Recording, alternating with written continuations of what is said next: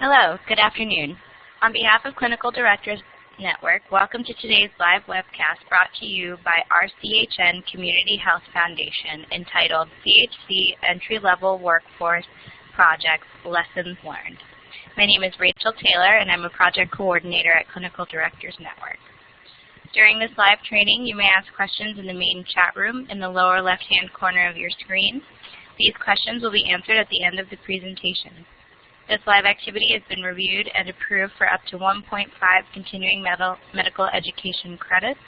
If you would like a certificate of attendance, please participate for the full duration of the session and complete the post-evaluation, which will be launched at closing. If you have any technical difficulties, please contact CDN Health, displayed in the main chat room. Although we do not anticipate any technical difficulties, if you are logged out of today's classroom, please log in again using your original session link. To receive email announcements of CDN's upcoming sessions, send an email to elearning@cdnetwork.org with subscribe in the subject of the message.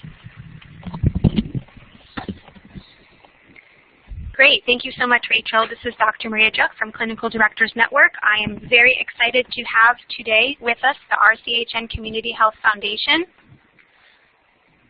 Nothing could be more important in a delivery system that now serves nearly 22 million people and is staffed by nearly 150,000 FTEs. With the second round of projects now complete, the RCHN Foundation is pleased to present a project report which will focus on the best practices at each site, along with a presentation about the NACS-related work to expand and strengthen the Community Health Core program as a health center career pipeline. It is my distinct pleasure to welcome our terrific group of speakers. First, from CARE South Carolina in Hartsville, South Carolina, Michael E. Funderburk, MBA, HR Specialist, Staff Recruiter from CARE South Carolina. Michael has been with CARE South Carolina since October 2002.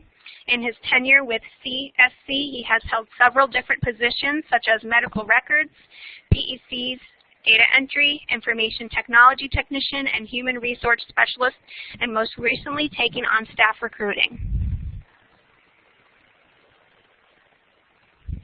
We also have with us Mr. Todd Shiflett, Director of Community Development, who has served in this position since 1998.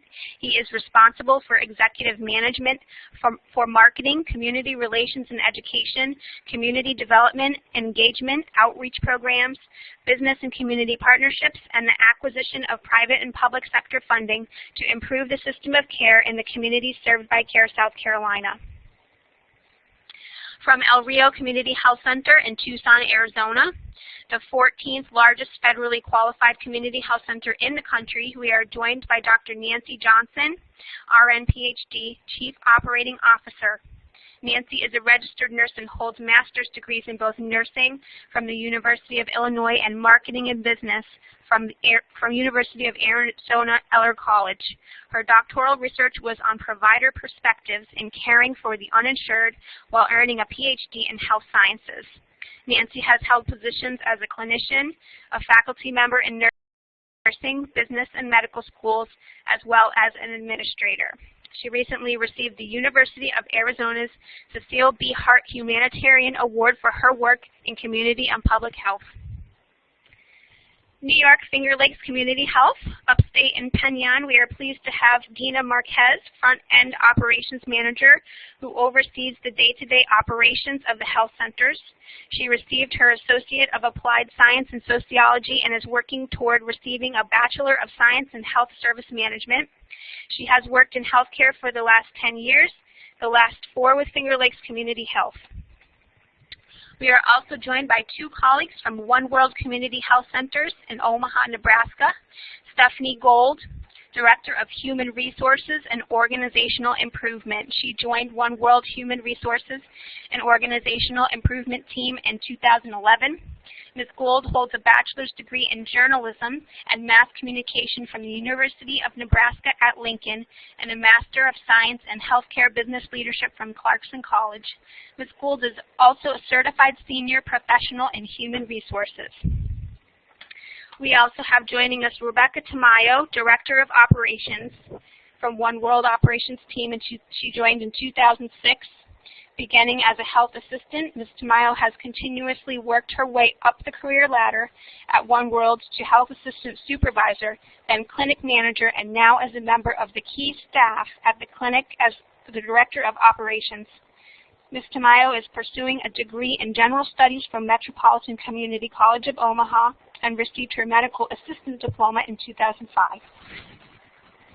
Ms. Tamayo is bilingual in English and Spanish and has over 7 years of experience in the healthcare field and 6 at One World. We also have with us from Salud Family Health Centers, Fort Lupton, Colorado. We are welcomed by Terry Brogdon, Education and Training Design Director. Terry holds a master's in education from the University of Colorado, Denver. She began her work with Salud Family Health Centers in 2012. In her previous 11 years with the University of Colorado School of Medicine, Ms. Brogdon served as a project coordinator for several grants. She has also extensive experience in teaching both graduate and continuing education, consulting, and instructional coaching.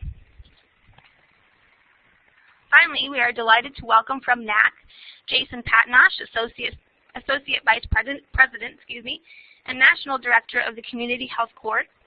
Jason oversees all management of the Community Health Corps development, implementation, and evaluation, serves as the liaison for private, corporate, and foundation supporters, and for the Corporations for National and Community Service. He works with other NAC departments on health center workforce development efforts. Jason joined the program as an intern in 1999 when it was just 2 staff. Outside of work, Jason likes to cook, travel, and attend concerts of all genres, but especially Bruce Springsteen. It is my pleasure to welcome our speakers today to give us a snapshot of their projects. We will try to leave ample time for questions and discussion.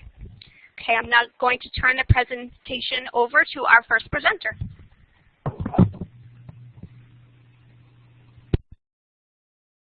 Everybody, can you hear me okay? Yes, we can hear you just fine. My name is Michael Funderburg. Okay, thank you. My name is Michael Funderburg, and currently I am the HR specialist and staff recruiter for CARE South Carolina. I have also been the program coordinator for this project, which we have named Aligning Workforce and Patient Care. Also presenting with me today is Todd Shiflett, and as we've mentioned, Community Relations Director for CARE South Carolina. Next slide, please. To get us started, let me provide you with a basic background of who we are. And CARE South Carolina is a federally qualified community health center that is JACO accredited and a patient-centered medical home in the PD area of South Carolina. CARE South Carolina serves the Chesterfield, Darlington, Dillon, Lee, and Marlboro County areas.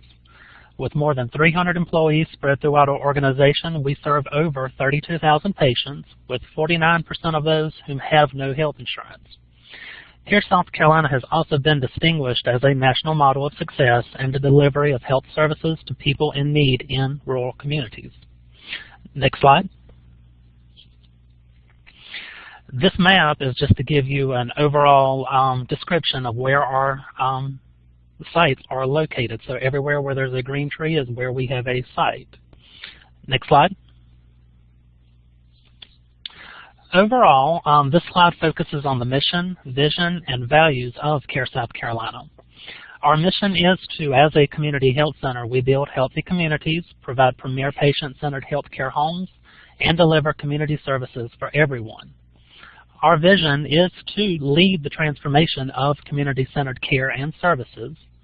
And overall, our values help keep us aligned in our overall mission and vision. And our values are teamwork, excellence, joy, respect, and integrity to everyone in every situation. Next slide.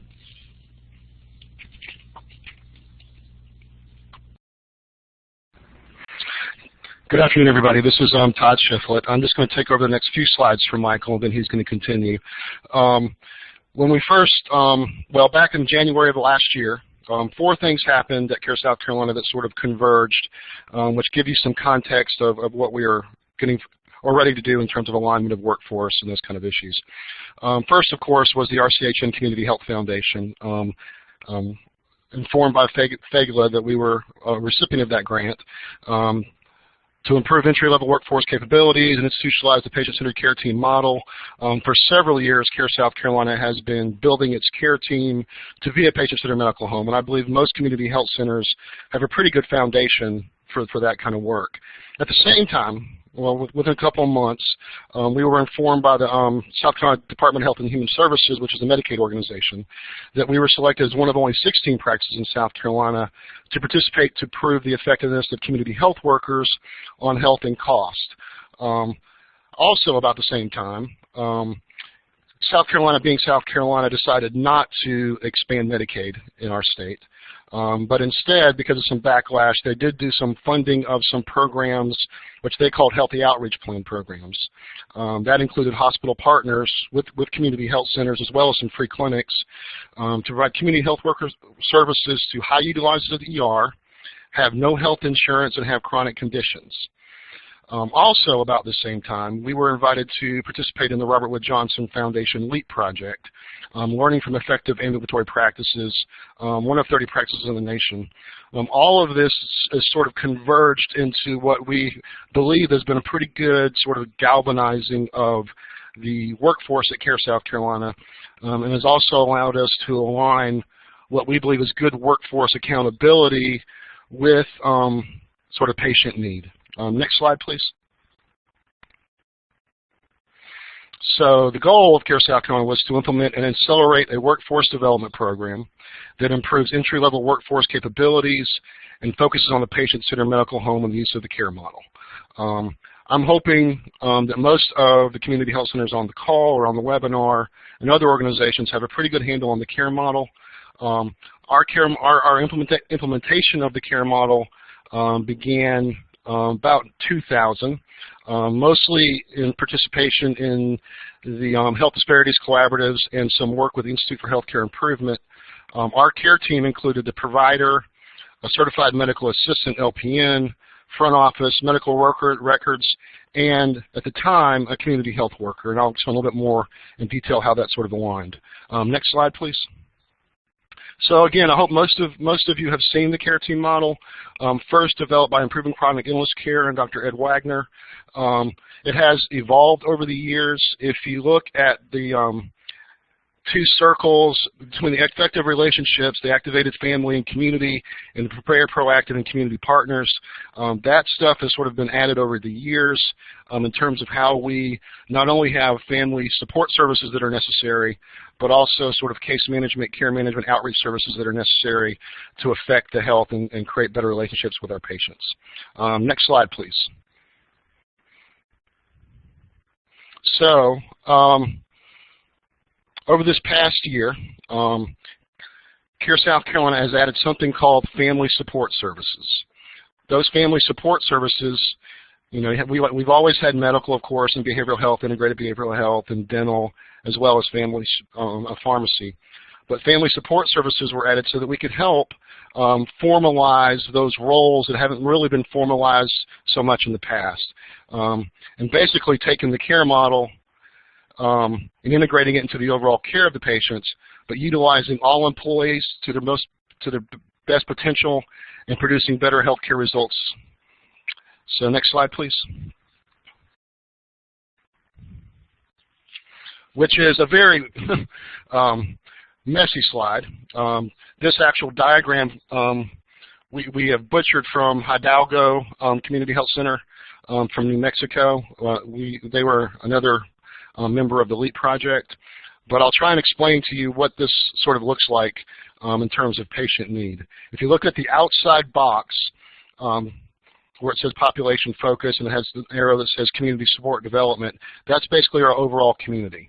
That first outreach circle, the biggest circle, is outreach workers and are those issues related to access. Those patients who haven't been in within 12 months who need care, those people who are having problems with transportation, all those issues related to just access into care. The internal boxes, the middle circle there where it says community health workers, are community health workers that are other staff that work on people that are already our patients but also need help with getting a hemoglobin A1C done, some other sort of clinical measures that are needed, but not necessarily to the highest level. And if you get to the smallest circle, the care case managers, these are the patients that are in the highest need. So what we're thinking or what we're doing is certified medical assistants are serving that case management need. So if you look at it on the spectrum of patient need, what we've done is aligned our patients with the kind of worker we think those patients need for that kind of service. And I'll be glad to answer questions later, but I'm going to turn it over to Michael. Okay, going back into it a little bit more as far as our work with, especially in the planning phase, we looked at the local community that we served and decided to take on this challenge with Northeastern Technical College of Sherrall, South Carolina. Northeastern Tech is one of the technical colleges directly in our local service area, and in this overall practice, it benefits the school, the community, and us. So between us and Northeastern Technical College, we undertook this challenge, and we took on 3 goals, which are, go ahead and click on the next slide, please. There you go. Which are listed here, which is to implement an accelerated workforce development strategy that improves entry-level workforce capabilities and institutionalizes the patient-centered care team model as the cornerstone of the organization's delivery of services, implementation of a certified medical assistant program at the higher education level, which is in the local community with Northeastern Technical College, and lastly, the implementation of a community health worker curriculum. Next slide. Overall, in Goal 1, we had 5 or 6 objectives. The first objective was to develop and accelerate training related to the patient activation, motivational interviewing, and some other things. Overall, our current program, as far as training and stuff like that, is very robust and covers many, many areas, and we're always constantly adding to it. We cover things such as CPR, basic life support, customer service, diversity, team building, computer assessment, and Microsoft Office training, and just overall cross-training into other potential positions. Secondly, was to develop and implement a team-based incentive structure, and we furthered this into new competency evaluations being designed to include all of the entry-level and lower-tier staff, which will include medical records, our keyers, and our front office staff. Third was to implement career ladders for all entry-level staff, and our career ladder involved changing to the various levels of medical office assistant. So we've gone with like medical office assistant 1, medical office assistant 2. Things like in medical records, we've moved to HIM 1 and HIM 2. And the same thing for our community health workers, CHW 1 and CHW 2. This will include different levels of responsibility and make a more accessible path for advancement in the future. Next, we formalized a mentoring and job coaching program, in which this is something we have done for many years now with all of our new hires. After our HR orientation, all new employees are released directly to their technical advisor, and a technical advisor is just a specialist in their field of work.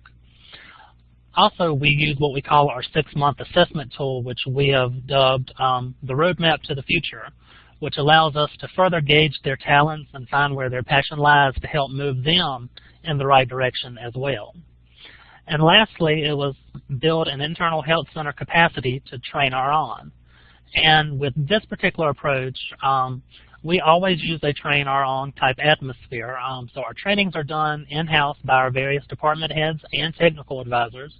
The most recent addition to this is our conversion to the electronic health record. Next slide. Our goal number 2 was to work with Northeastern Tech on the challenge to basically get a new certified medical assistant program built through the summer of 2013 and get it up and running for the upcoming fall semester. Working with the college on this, directly with them, it became a challenge due to the nature of building a completely new program, finding instructors from the community then balancing various grants to get students from the community enrolled, among other things, but the college was ultimately successful in making it happen. The class instruction includes things like are listed here: medical law and ethics, medical terminology, the basic anatomy and physiologies, exam room procedures, minor surgical procedures, medication administration, and first aid. This particular program was based off of Greenville Technical College in Greenville, South Carolina. So our medical assistants are able to perform routine administrative and clinical tasks to help our offices run more smoothly, and they'll play a key role in our patient-centered medical home and the care team model. The school also worked with us on this program, ensuring that they took into account our on-practice and the way we operate compared to other facilities in the area, which is creating a win-win for us and for the community. But we were also able to open up our facilities to the clinical rotations as well. Next slide. On this slide are the members from CARE South Carolina who were made eligible and met the criteria for attending the program for Northeastern Tech.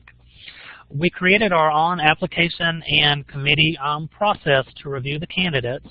We reviewed their employee record, and we also had to gauge their commitment to the program at hand. Once they successfully passed this process, they were able to move forward with the school paperwork that was required by the school and further testing as needed by the school. We were able to provide 6 people from within our organization with the option to further their education.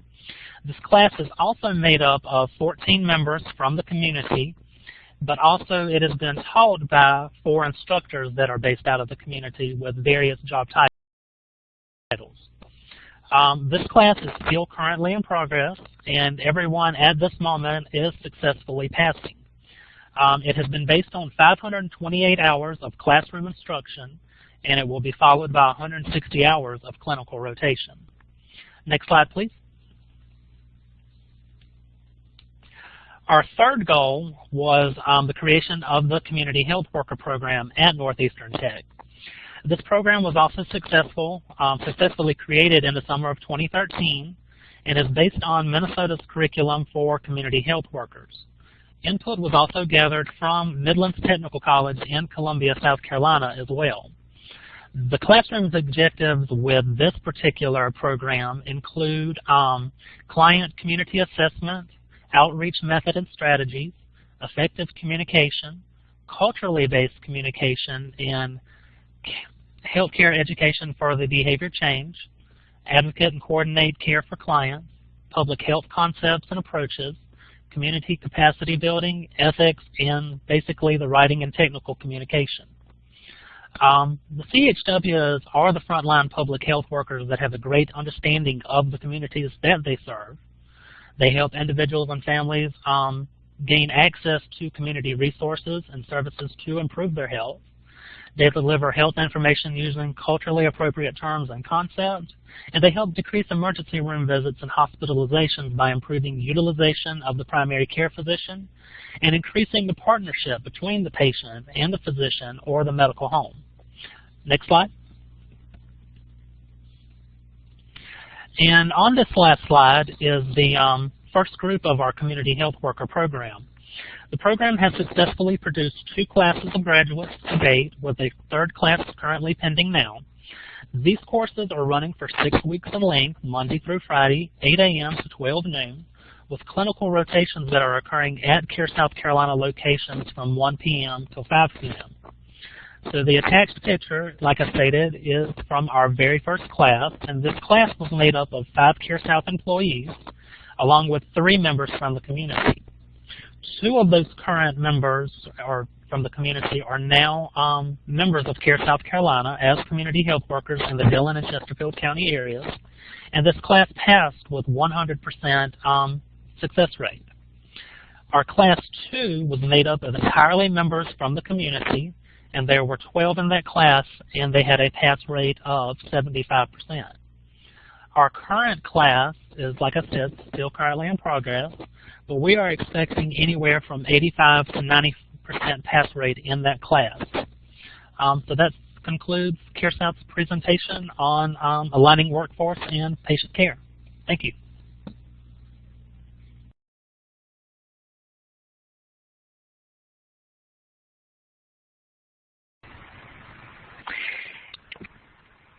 Good afternoon, everyone. Can everyone hear me? It's a pleasure and an honor to be with you all this afternoon. My name is Nancy Johnson, and I'm the Chief Operating Officer here at El Rio Community Health Center in Tucson, Arizona. And we're delighted to share a little bit about our workforce development plan that the RCHA Foundation grant has really helped in terms of serving as a catalyst for our growing health center as we plan for the future, and then also thinking about our sustainability of our efforts. Next slide, please. So to give you a little bit of background, just as our friends in South Carolina, we are the 14th largest FQHC in the nation. Our mission is to improve the health of our community with comprehensive, accessible, affordable, quality, and compassionate care. We have a vision to be a national model of excellent health care. And with that vision comes along the need to really consider our workforce as our most important asset in continuing our mission and reaching our vision. Next slide. Just to give you a little bit about El Rio, we have more than 325,000 visits per year, about 1,000 employees and students and volunteers that work among our 10 different locations. We provide a medical home for over 82,000 Pima County residents, and our population is very much like other FQHCs in the nation with a wide diversity of ethnicity and language and culture with our patients, but also with our employee population. Next slide, please.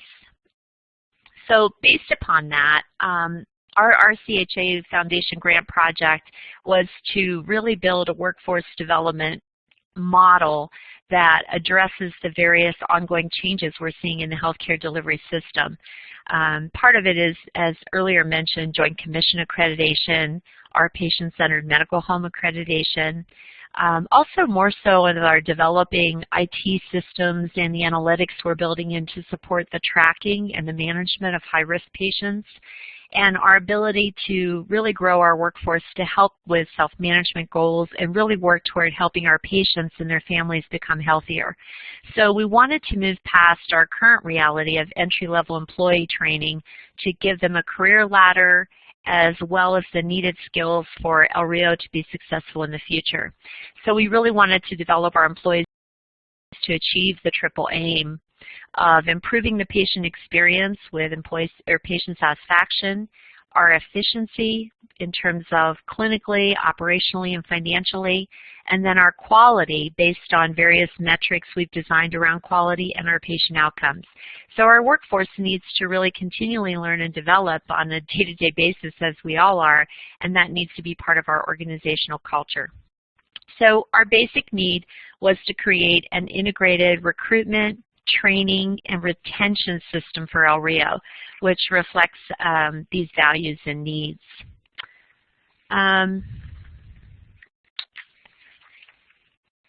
One other piece, what you're seeing on this slide is the flyer that we used as we started developing our courses in collaboration with our local community college. And I'll speak to that a little bit in a bit. It's really looking at, once again, credit courses to allow our frontline workforce to develop and earn college credit and earn degrees while at our various work sites.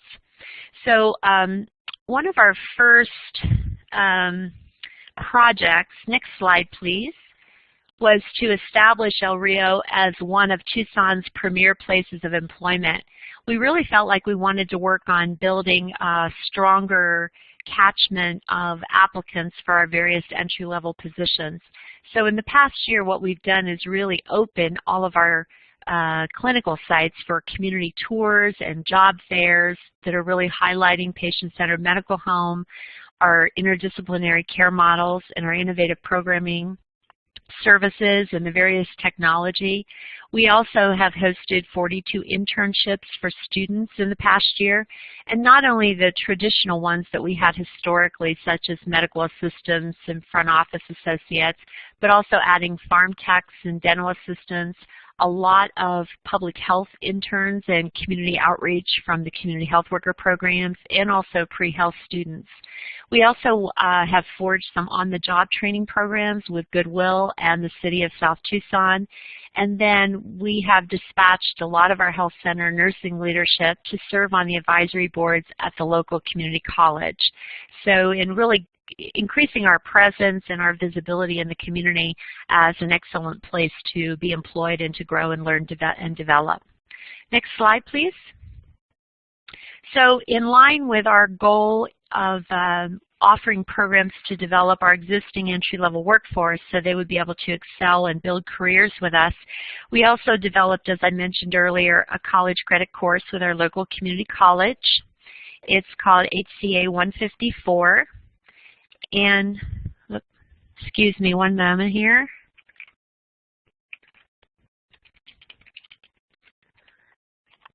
And we offered it this past fall, Intro to Healthcare Delivery, with 18 employees successfully completing it.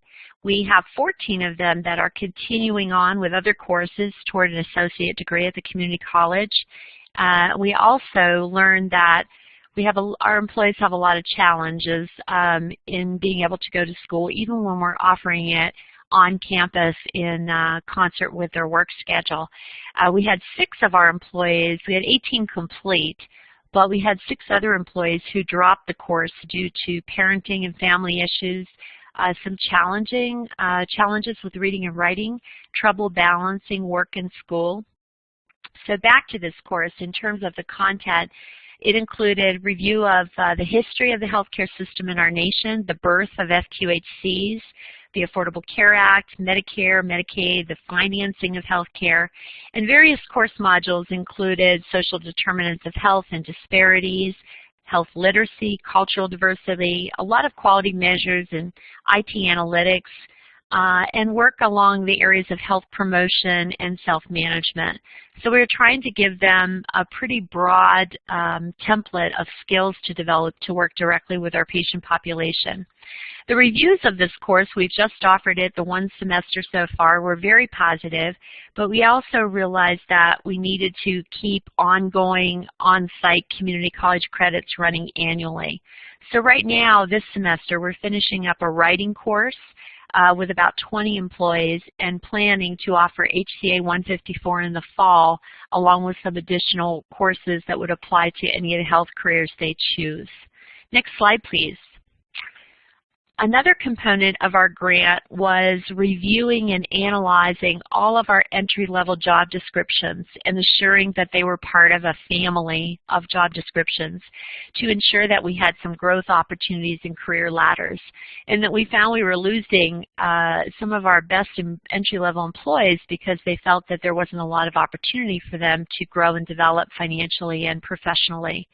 So this year, as a part of all the review of the job descriptions, we started a medical assistant career development program. And it allows entry-level MAs to progress through education and competencies which are tied to salary increases. So that's been very successful, and I think we've had 34 of them that have enrolled in that career development program and achieved the first level of competencies along with a pay increase.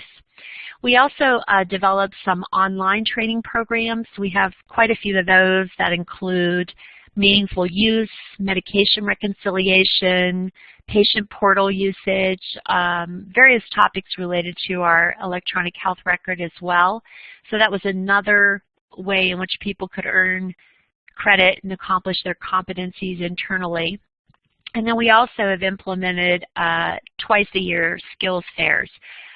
They deal with, traditional sort of skill fair topics, clinical topics, but they also include advanced directives, education and counseling, how to optimize self-management in your patient population. So a lot of those skill fairs topics are tied to patient-centered medical home criteria. Next slide, please. The third goal that went along with our grant was to also look at securing relationships for ongoing education. with academic organizations. The two that we've put in place so far are the programmatic agreement with Pima Community College. We have a very supportive community college here that has credentialed many of us as adjunct faculty so that we're able to keep the costs reasonable around offering academic credit for our employees. We also reciprocate as serving as clinical sites for many of their programs for student rotations, and are looking outside of just their nursing programs into their radiology technician, dental assistant, and other programs to expand that collaboration.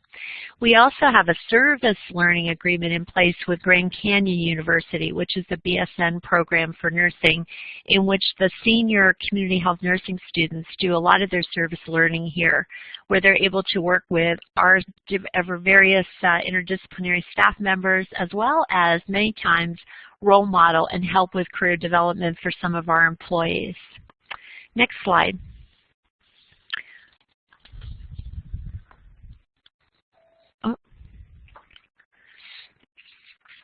So, successes and lessons learned. One of the things I think we've been happy with is the expansion of our image as a premier workplace. We also, as part of this grant, worked on retailoring a lot of our website, and we're seeing a really strong applicant pool coming into our organization for entry-level positions.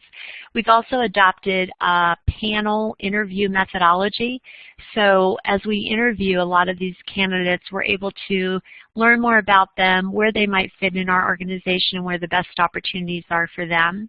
We've also recognized, as I mentioned, that our community college is a strong partner in developing our workforce, and that the on-site credit courses and career ladders have been very positively received by our employees, as well as having access to an online internal learning system.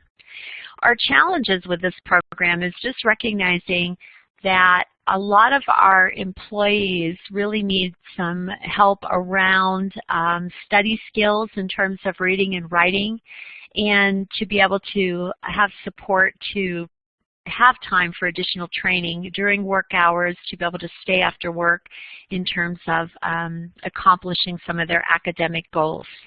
Next slide, please. And last but not least, we'll entertain questions later. Thank you.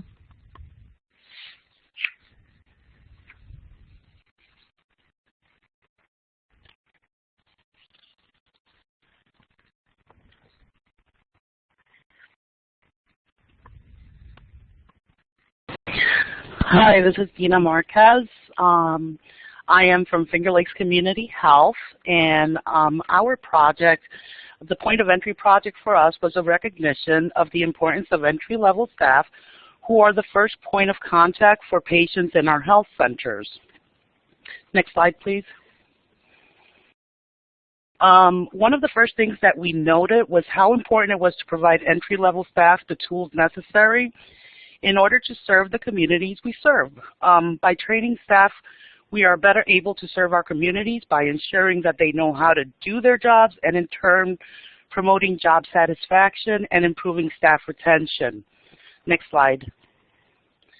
The Point of Entry project is a collaborative effort that took the commitment of multiple organizations. Firstly, the belief in the project by RCHN Community Health Foundation.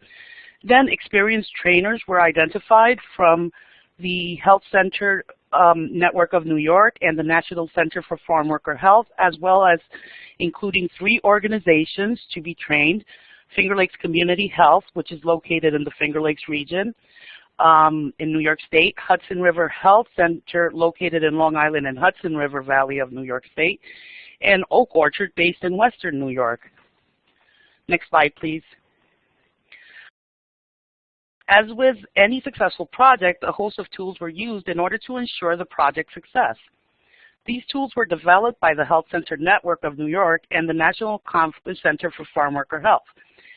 An employee satisfaction survey, the gathering of turnover rates, and understanding the workflow of the EMR system allowed for a needs assessment to be conducted, as well as the development of training curriculum that made sense for the needs that were found.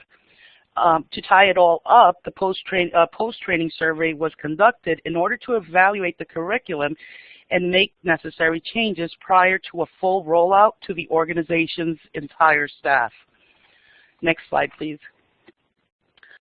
To ensure the success of the Point of Entry project, a three-pronged approach was used. Early in the development of the project, it was recognized that important factors was having individuals within the organization who had the tools necessary to train the staff. By providing the necessary tools to the staff designated as training staff, the project has allowed for a more cohesive training program within the organizations. The three-pronged approach highlights the important parts of the entry-level staff's role as they pertain to the FQHC's missions and requirements. Next slide, please.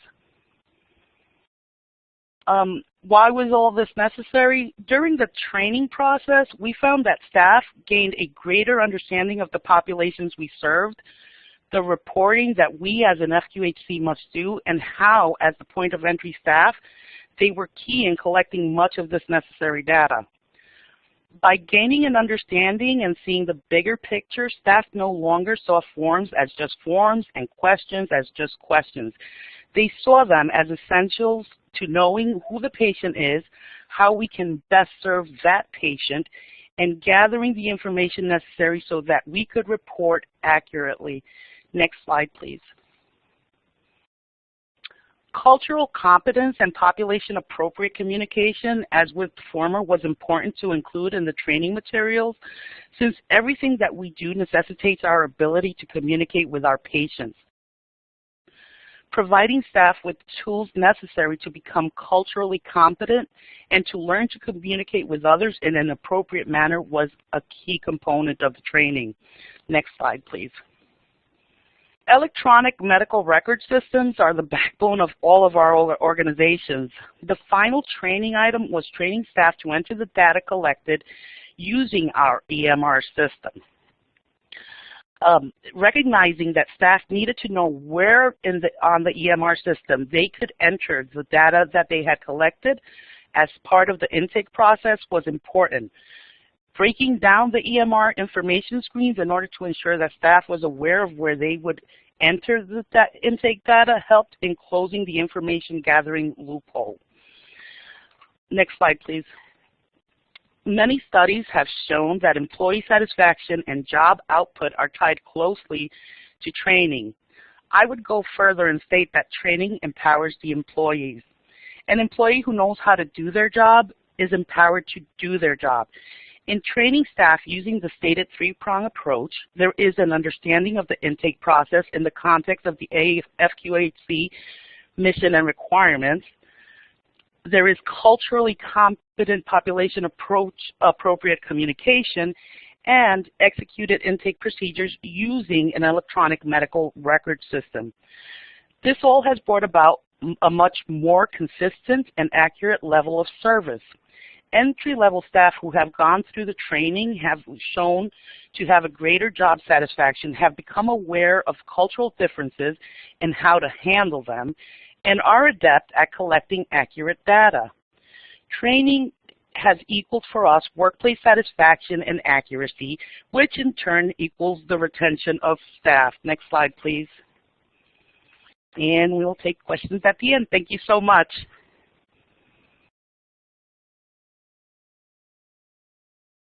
Stephanie Gould. This is Stephanie Gould. I'm the Director of HR with One World with my colleague Rebecca Tamayo. And first of all, we'd just like to extend a huge thank you to the RCHN Community Health Foundation for this opportunity. The funding that we have from this grant has revolutionized how we are able to train and develop our frontline workforce. So with that, next slide, please. A little bit about One World. We have had unprecedented growth for us as an organization in the last 2 years. We're located in Omaha, Nebraska. This is a picture of our main campus that's gone from 1 to 3 buildings in the last 2 years. We have 9 locations, including school-based health centers, as well as a women's health center, acute care clinic, family practice, pediatrics, etc. We have grown by 16% in patients, about 10% in visits, and about 18% in employees over the last year. And of that 309 people, about 70 of those are our frontline operations staff. Within our operations team, we have several positions, including front desk staff for registration, our phone appointment schedulers, medical records clerks, patient financial advocates, community outreach workers, including into the marketplace enrollment specialist, as well as a patient support department focused on referral care coordination and case management. Next slide, please. As probably not unique to us, we have many different challenges in recruiting frontline workers. We serve a largely Hispanic population. About 60% or so of our patients prefer to be served in a language other than English. So therefore, we have a high demand for a very specific labor pool that must be bilingual. Also, they tend to lack the necessary experience for job success when they come into our doors. We are often a first employer for many of our frontline workers. And we, in order to be successful in their job, they are lots of skills that they have to either come with or develop in a relatively short period of time: communication skills, computer skills, etc. Our current staff have also expressed some desire for more opportunities to learn and grow, and for more of a direct career ladder or career path options as they come in from the front door and move throughout the organization. Next slide, please. Really, at the start of the program, we identified 3 aims, three program goals. The first being, to provide a structured new higher learning academy for our existing as well as new onboarding staff. Implement a career ladder to promote and identify a progressive path for those staff members that are in entry-level positions that have longer tenure within the department, as well as a new hire coming on board, that path would be clear and something that would be attainable, and to maximize departmental productivity, satisfaction, minimize turnover, and growth opportunities for future leaders. Next slide, please.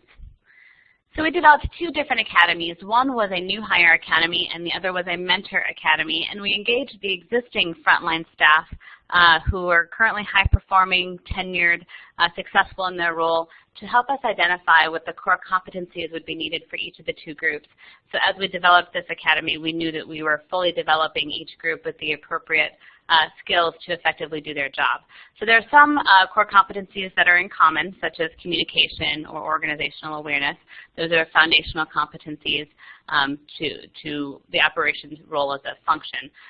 But we looked at various different competency models, and such as the National Center for Healthcare Leadership and other such models, to pull some defined competencies. And for the new hires, also felt like accountability, achievement orientation, and professionalism were core to their success. And for mentors, it was important that they be competent in peer support, impact and influence, and effective mentoring and coaching. Next slide. Slide here shows the curriculum identified for the New Hire Learning Academy. Some of this we build upon existing curriculum, as well as created specific for this purpose for the program. Classroom training included things such as our mission, vision, and values, a departmental orientation to the 7 different roles within operations, a specific roadmap to success at one role, including the career ladder, also promoting professionalism, patient rights and responsibilities, how to handle the situations, also more specific medical terminology, Spanish, English translation, and abbreviations. We went through all 7 roles and identified job-specific task competency assessments that included structured training manuals, as well as online e-learning modules. And then we implemented something that we hadn't done in the past, which was around job shadowing, as well as direct observation and performing the role with some clinical shadow time built in, and using the mentors to help guide and support trainers, new employees through that process. Next slide, please. We actually started the process with developing the Mentor Academy first so that our mentors would be prepared to help be partners in the New Hire Academy. And we developed some specific criteria for existing operations staff to be mentors that was specifically meeting or exceeding performance expectations in the last 2 evaluation cycles, showing capacity to positively impact or influence their peers, demonstrating initiative, having a passion and capacity to develop people, and desiring some level of professional growth. And so mentors had to apply to become a mentor, and with the commitment to the Mentor Academy and this growth opportunity, they were also given a 50-cent per hour salary increase. And they started off with going through a 5-session curriculum themselves. So the first one was really just understanding what it means to be a mentor, the expectations of the program, things like that, and then understanding kind of the coaching and mentoring process and different preferences that people have in that process so that they could customize their approach of coaching and mentoring to the mentees that they would soon be developing. A session in how to provide feedback, a session in how people learn. So if they had a mentee that was struggling in the learning process, they could understand have some strategies in their hip pocket to help them grow. And then also just how to assess and report progress. Next slide. This slide depicts our career ladder that we identified through the program. Starting with medical records, phones, entry-level positions, we evaluated each position on the organizational impact, whether it be a risk to patient care or the level of risk involved, and then also looking at the skill level required for that specific position. So we started with medical records staff. We differentiated, made a delineation between front desk 1, front desk 2 positions as part of this career ladder, identifying differences within our patient support departments, including things such as caseloads, decision-making, and also problem-solving and critical thinking.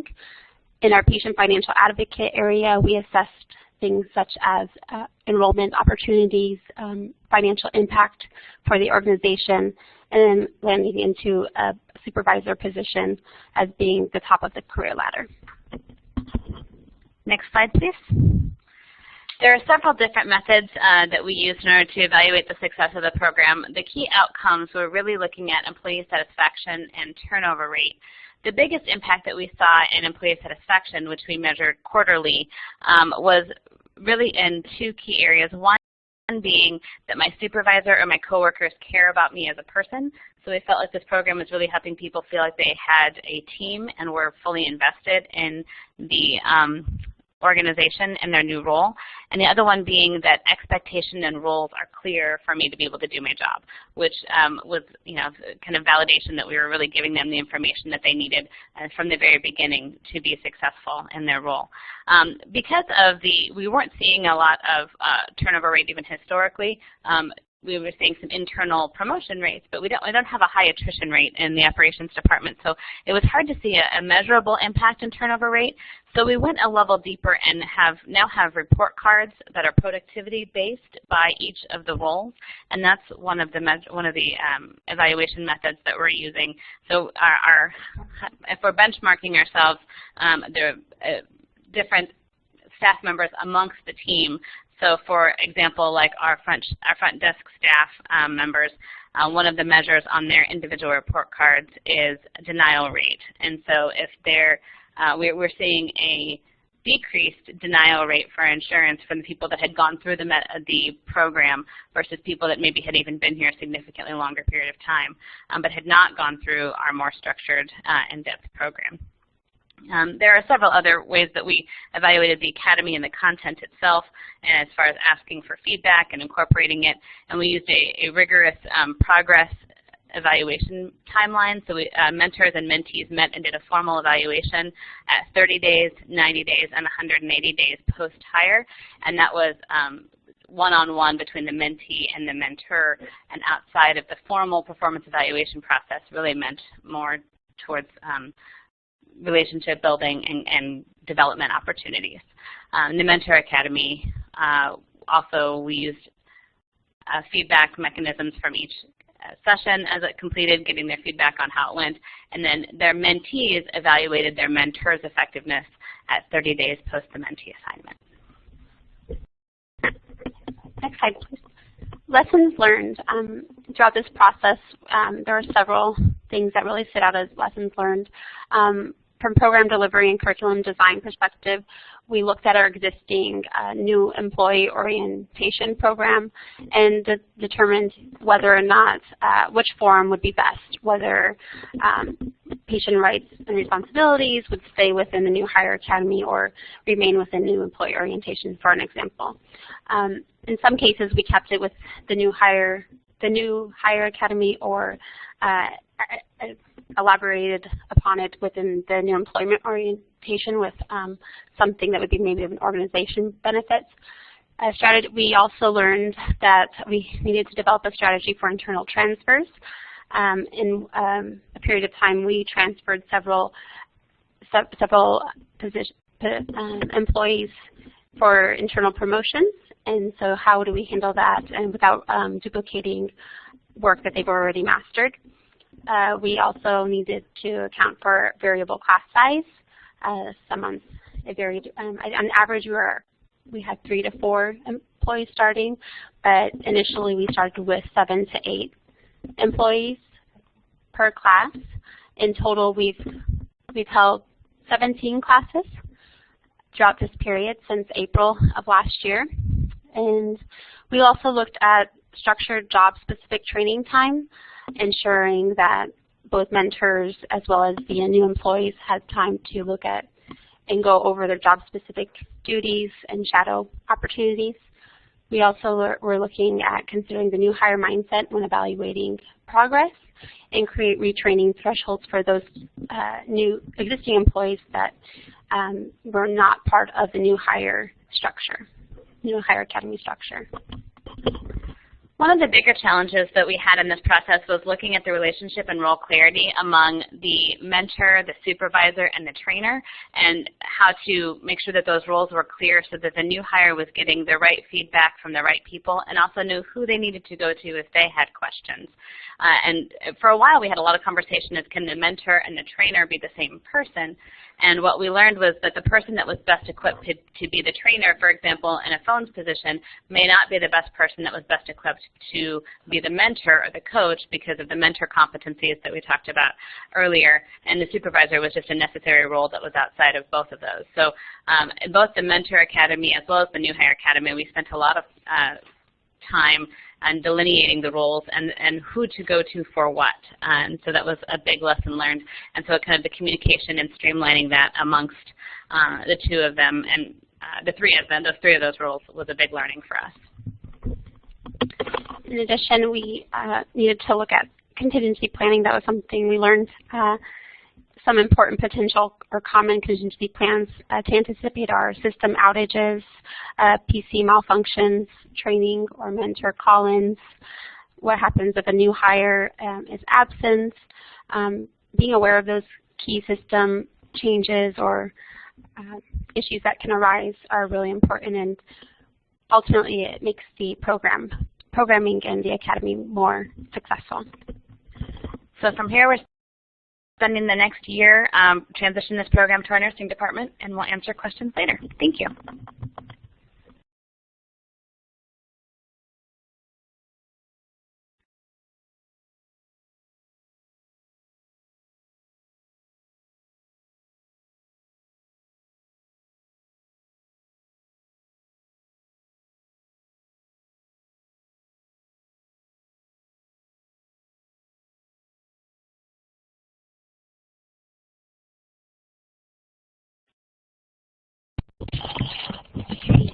I think we have Ms. Brogdon next. Ms. Brogdon, are you okay with your sound? Okay, give it a try now.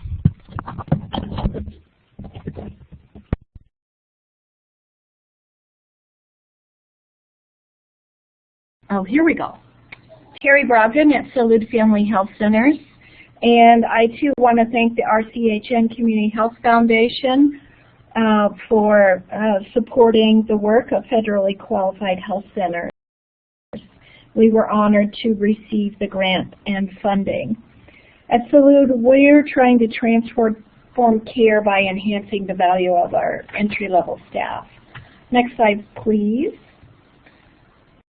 A little bit about us. We have 9 clinics situated in the northeast quadrant of the state of Colorado, which covers about 15,000 square miles, including rural and urban clinics, and about 225 entry-level staff who are dedicated and helped us reach our 2013 recognition as a primary, as a patient-centered medical home.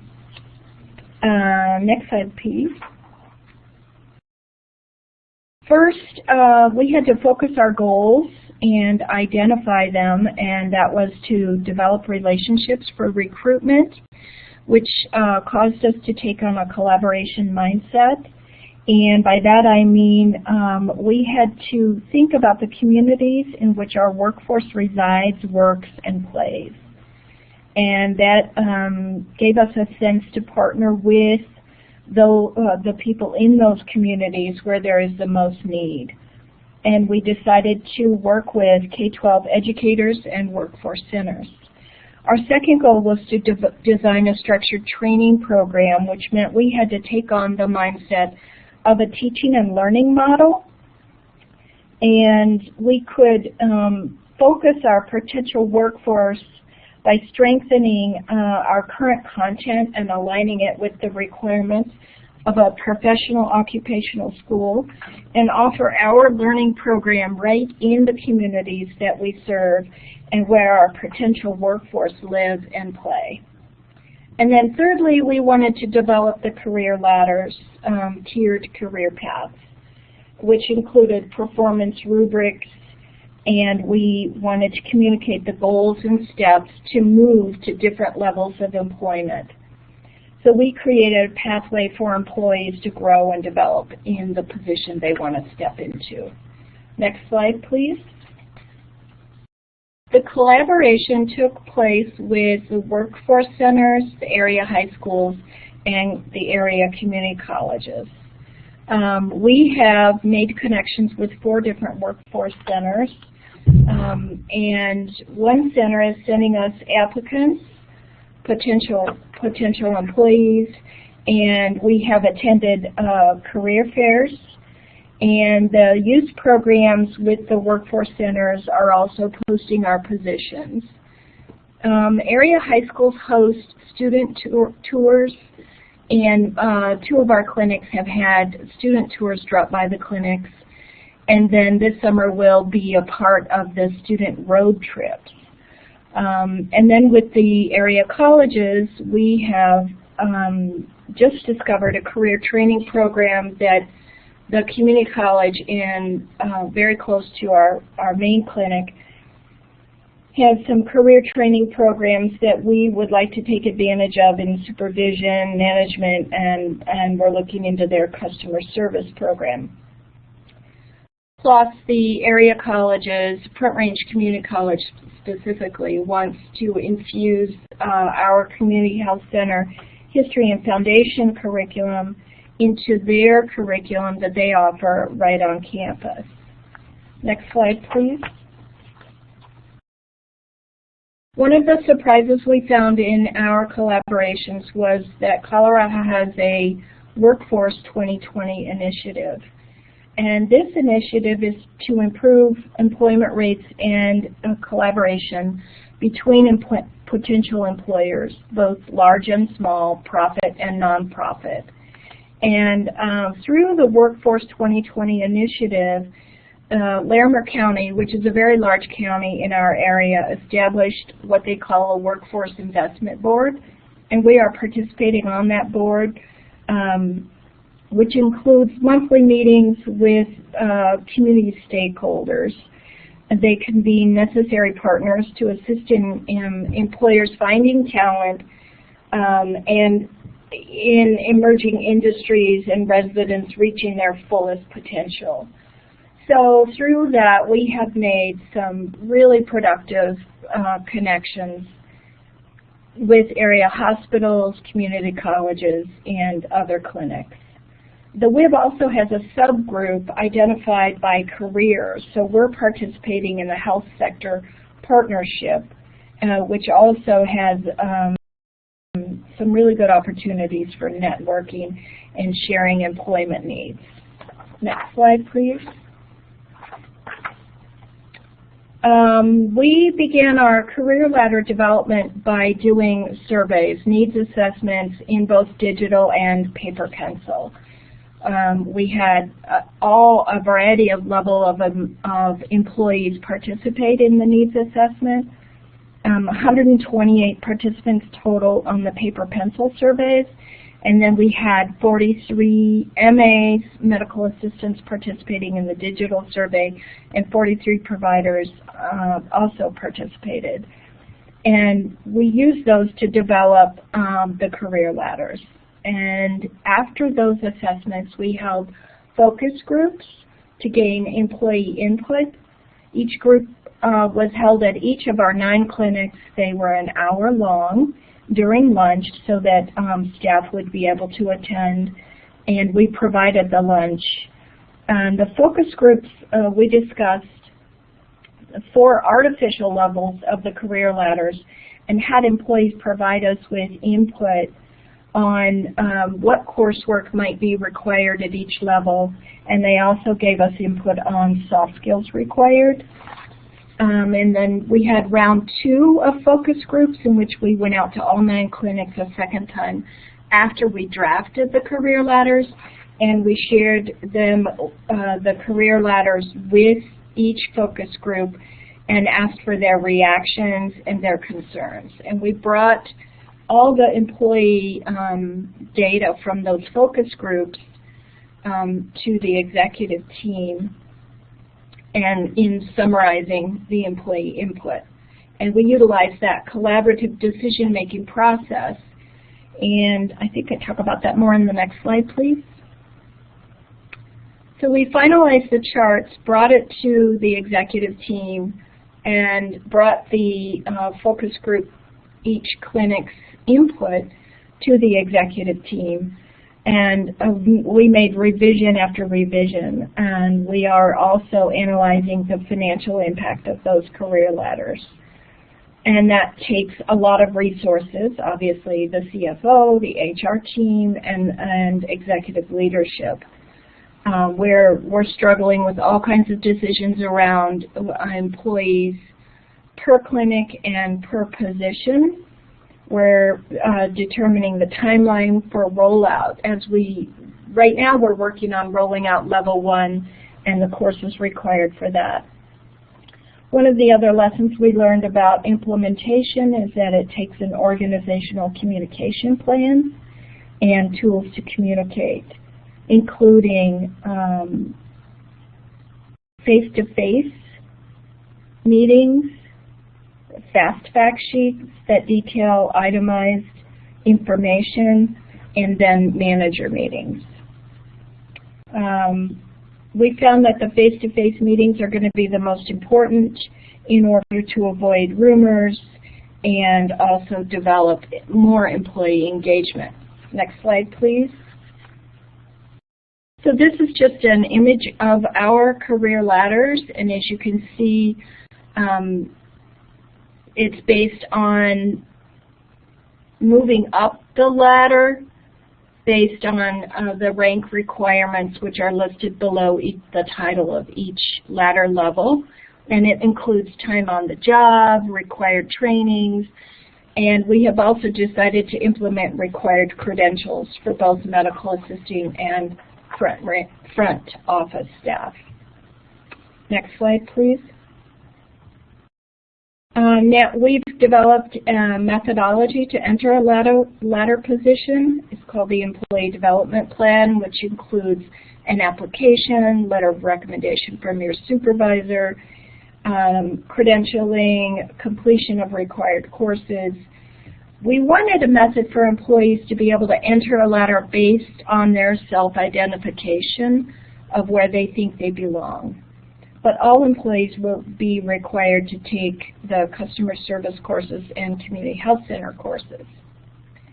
We have also utilized stages of implementation, so we're beginning with level 1. And we're also partnering with credentialing organizations. Next slide, please. Our curriculum is the last thing I wanted to share with you quickly. We developed medical assisting training and revised the current training that we have. We will hopefully implement it in August of 2014. It is aligned with the Allied Bureau of Health Education Schools 24-week curriculum with 160-hour externship. It includes the customer service courses. We've also established 1 FTE of customer service trainer as a result of this grant, and realizing that we need to implement a solid customer service program. And we're set a goal as a result of this grant too to get all of our MAs credentialed by July of 2015, which is also based on the current Center for Medicaid ruling. And that's it. Thank you. Good afternoon. This is Jason Patnosh with the Community Health Corps today. We can move on to the next slide. I'm brief on time today because I want to make sure there's a lot of time for questions at the end following all these great speakers and their health center work. Thanks to the RCHN Foundation for inviting NAC to be part of this call today. The Community Health Corps was launched in 1995, and today is the largest health-focused AmeriCorps program in the country with 500 full-time members serving nationwide. They're helping to increase access to care, provide health education, and recruit and develop new volunteers for the health centers, while also holding a dual mission of developing the next generation of a health center workforce. Next slide. I just said our mission, so we can move on to the next slide in lieu of time. So the AmeriCorps members that come into the program, we have about 65% are recent college grads.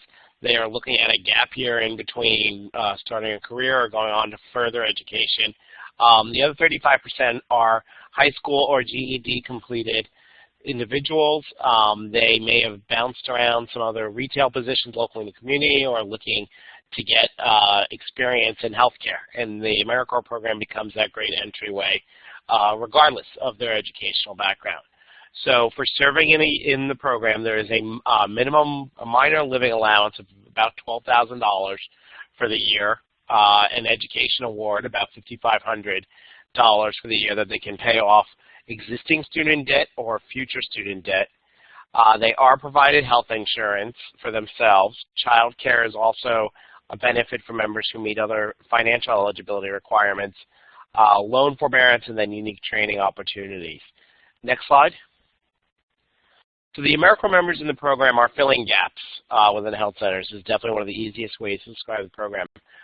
These are gaps in enabling services, social determinants of health, outreach programming, enrollment assistance, and overall helping patients to better utilize health services and programs. I definitely noticed that a couple of the health centers that are co-presenters on this call, like Salud, utilize Community Health Corps members in various roles throughout their health centers. And I've also noticed just from seeing the attendee list that we have some of our program sites on the call, so it's great to have everybody here today.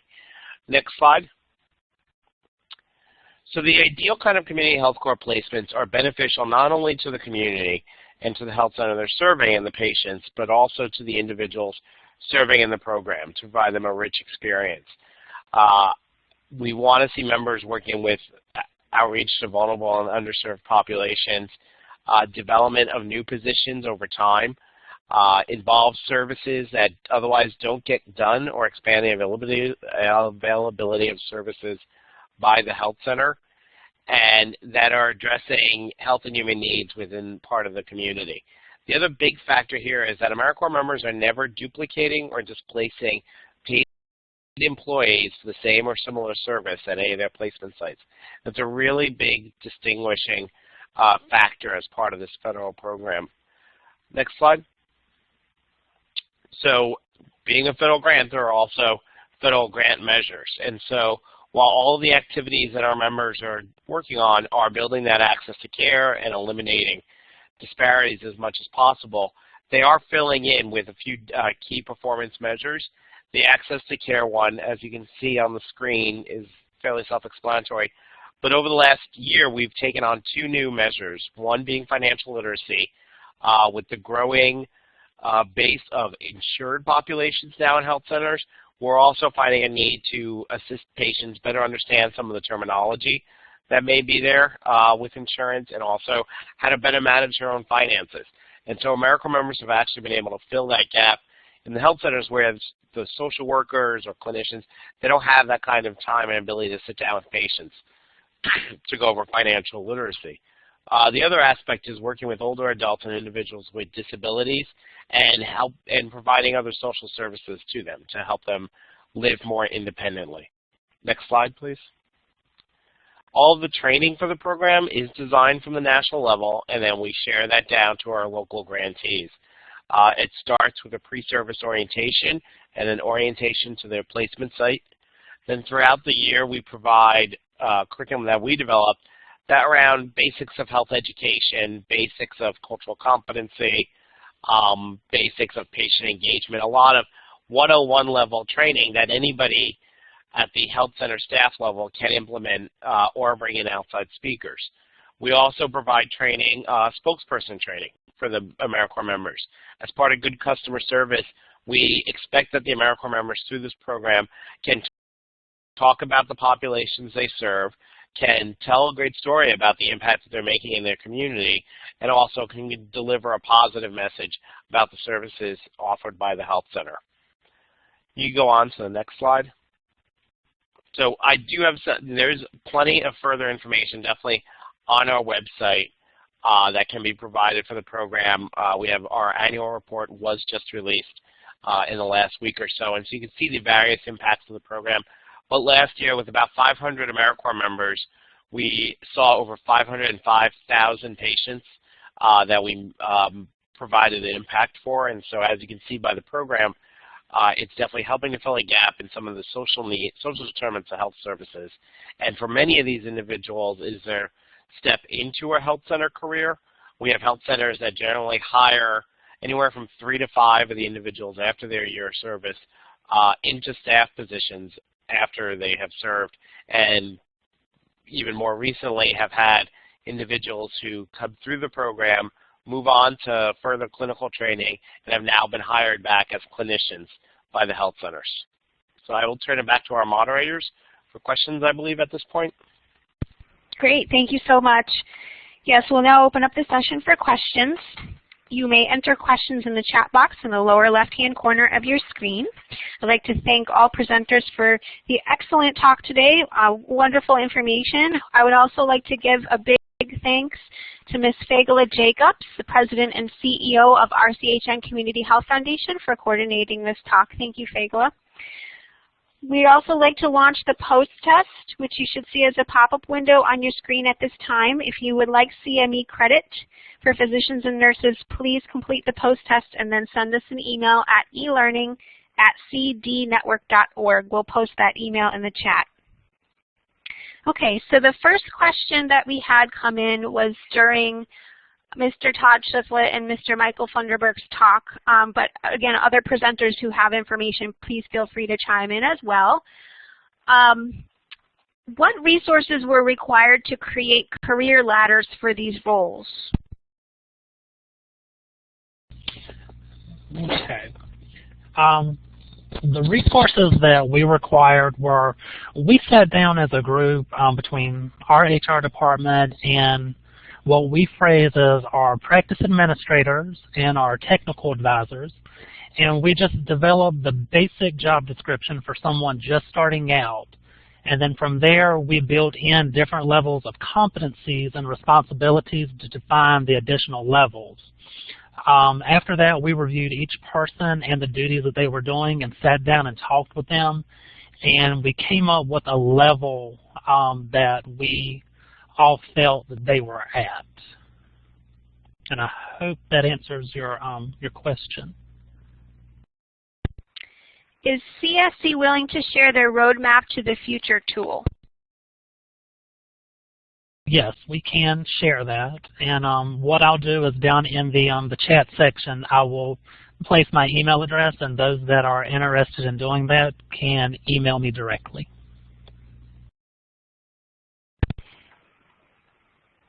Question for South Carolina. Are efforts made to hire consumers as CHWs?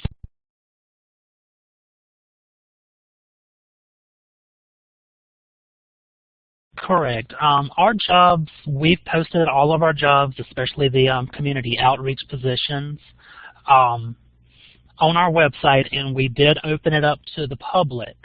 As a possibility of employment, we did offer any new hire the option of going through this program if they chose to do so. And we did have several that did complete it. So we have a follow-up. By resources, I meant staff time to create, test, train on competencies. Was there an FTE dedicated to this work, or was it built into other roles? It was mainly built into multiple roles. CareSouth decided not to hire a specific person to work on just the grant. This particular grant was just incorporated into the overall role. Is the certified MA program totally new to NETC, or did NETC have some type of MA program prior? Northeastern Technical College is a relatively small rural college here in South Carolina, and they did not have a certified medical assistant program until we obtained this grant with the RCHN. So this program was built relatively quickly over a summer term, and it was credentialed and ready to go at the beginning of the upcoming fall term in 2013. Okay, these questions came in during Dr. Nancy Johnson's, but again, if other presenters have information, please share. What community level data population health model are you using?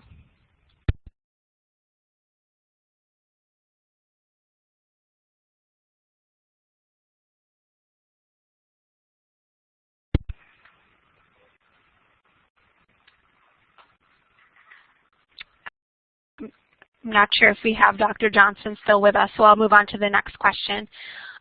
This came up during Ms. Brogdon's talk. Really great information and very timely. You all seem to be larger FQHCs with a sizable workforce. Any advice for smaller organizations without the critical mass? Any examples where several FQHCs got together and worked on this collaboratively?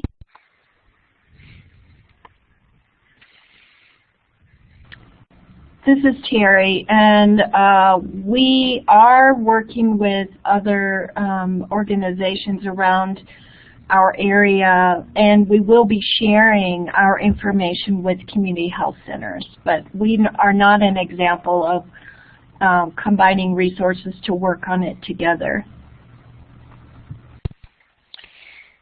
The next question is, I know it's pretty early in the process, but any data on retention?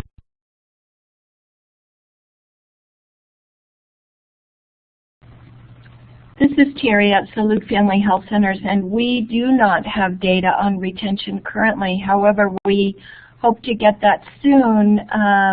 If reactions to our career ladders are accurate, then I think the employees are going to be very excited and happy once we get it implemented fully. Can we get copies of what the career ladders look like? Can you hear me? Yep, we can hear you. Oh, great. This is Nancy.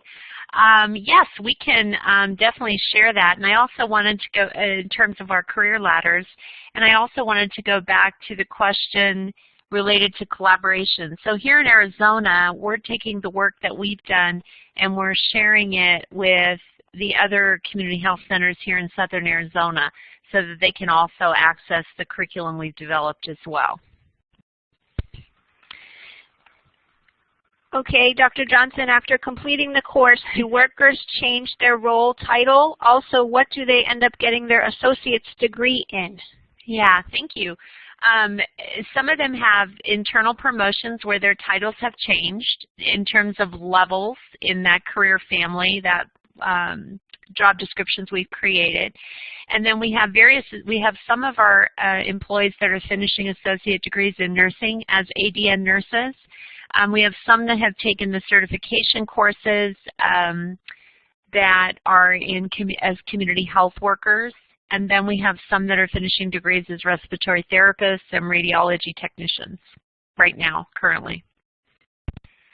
You mentioned social determinants of health. Are there any community data incorporated into the EHR that provides social determinants of health context for patient visits? Mm-hmm. Our electronic health record is NextGen, and how we're using that in our counseling and education templates is where we're able to pull some of that discrete data. We're tracking social determinants through another piece of software called Eye2Eye. So that becomes our dashboard for our staff to track and manage their high-risk patients, whether they're clinically high risk or high risk based on social determinants or other disparities or risk stratification that they've come into our clinics with. Okay.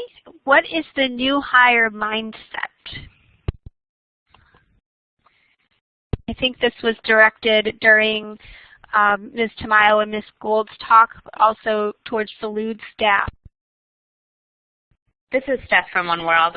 When we talk about the new hire mindset, we were talking about specifically in providing feedback, and we had coached existing staff to keep in mind that a new hire needs to kind of be coached or mentored at a level at which we can't expect them to know everything, and we have to expect them to have a learning curve and to have a desire to do a good job and kind of be fired up about their new role, and to kind of have that spirit or emotional state in mind as they are giving feedback.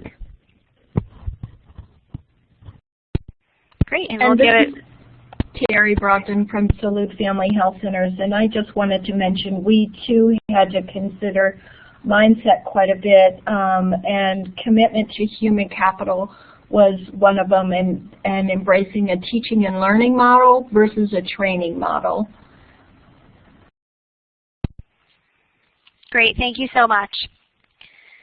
Okay, that brings us to the close of today's presentation. You may view and download today's presentation slides at www.cdnetwork.org/rchn. We'll post that in the chat. We'd like to give a big thanks to all of our presenters today, and a big thanks to Ms. Fagala Jacobs and the RCHN Community Health Foundation. On behalf of CDN, thanks for joining us, and we'll see you again soon.